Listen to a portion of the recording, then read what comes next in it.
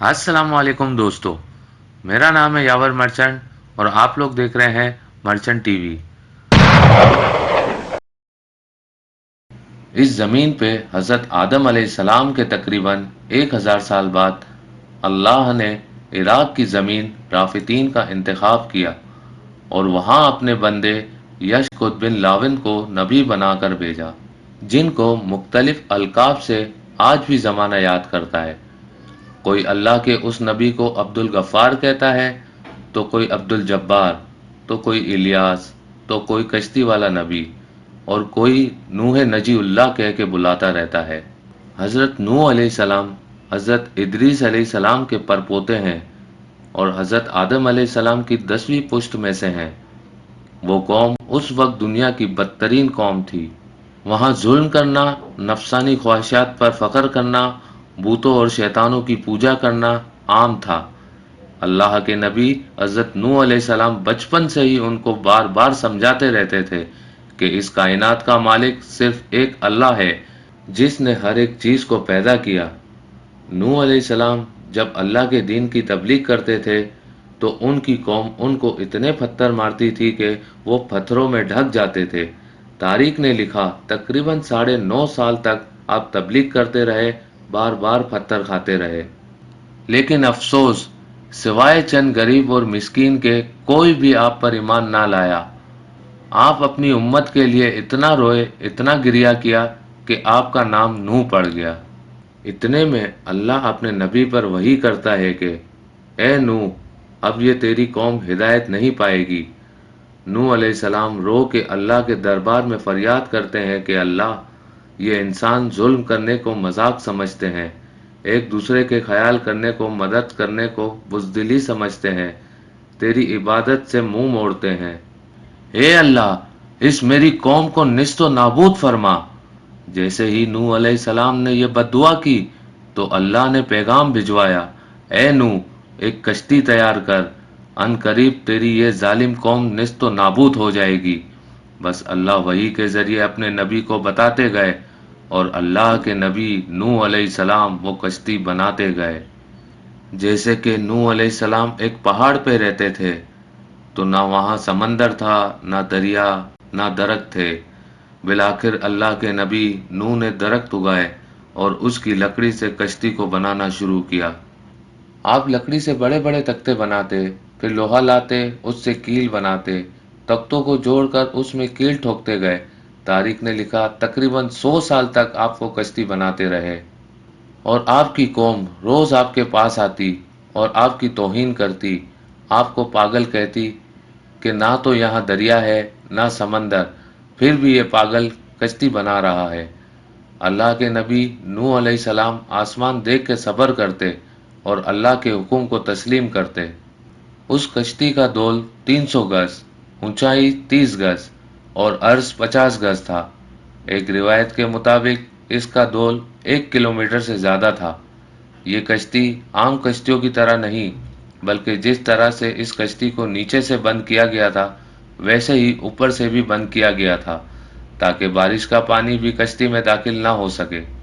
اس کشتی میں الگ الگ 3 دروازے بنائے گئے تھے۔ نچلا درجہ جانوروں کے لیے تھا، بیچ والا طبقہ انسانوں کے لیے اور اوپر والا حصہ پرندوں کے لیے۔ ہر درجے میں ایک دروازہ تھا۔ جب کشتی تیار ہو گئی تو اللہ نے فرمایا، اے نوح، اس زمین پہ مختلف جانوروں اور پرندوں کے جوڑوں کو اس کشتی میں سوار کرو تاکہ ان مخلوقات کی نسل باقی رہ سکے۔ حضرت نوح علیہ السلام نے مختلف پرندوں، جانوروں، خواہ ہر وہ چیز جس میں زندگی کے آثار ہیں، کشتی میں سوار کرنا شروع کر دیا۔ پھر آپ نے انسانوں کو حجت تمام کرنے کے لیے کہنے لگے، آؤ، یہ کشتی نجات کی کشتی ہے، جو بھی اس کشتی میں آئے گا وہ اللہ کی امان میں ہوگا۔ وہ پوری قوم ہنستی رہی۔ تاریخ نے لکھا آپ کے ساتھ تھوڑے سے ہی لوگ تھے، جن کی تعداد بعض کتابوں میں 80 بتائی گئی ہے، جن میں آپ کے 3 فرزند حام، سام، یافت اور ان کی بیویاں بھی موجود تھیں۔ اللہ نے اپنے نبی سے کہا، ان قریب تندور سے پانی ابلے گا اور پوری قوم کو ڈبا دے گا۔ اس بات کو سن کے قوم نوح ہنس ہی رہی تھی کہ اتنی دیر میں تندور سے پانی ابلنے لگا۔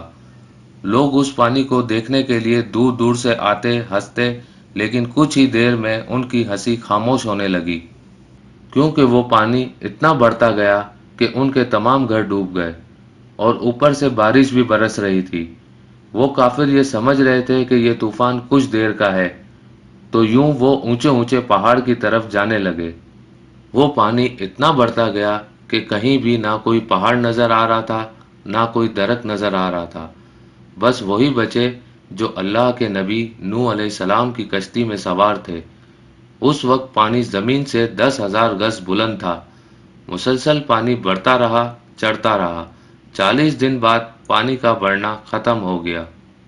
بارش بھی رک گئی، لیکن چاروں طرف صرف پانی ہی پانی تھا۔ تقریباً 5 ماہ تک کشتی پانی میں ہی طواف کرتی رہی، کسی جگہ پہ نہ ٹھہری۔ بالآخر دریائے دجلہ کی مشرقی سمت میں ایک پہاڑی، جس کو کوہ ارارات کہتے ہیں، کشتی نوح چوٹی کو لگ کے ٹھہر گئی۔ یہ تاریخ 10 محرم اور جمعے کا دن تھا۔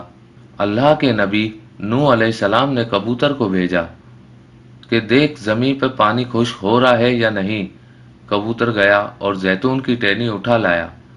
اللہ کے نبی نوح علیہ السلام نے اللہ کا شکر کیا، اور یوں رفتہ رفتہ پانی کم ہوتا گیا۔ آپ اور آپ کی جماعت تقریباً 5 ماہ تک جوڑی پہاڑ پر ٹھہرے۔ آپ نے تمام پرندوں جانوروں کو آزاد کیا۔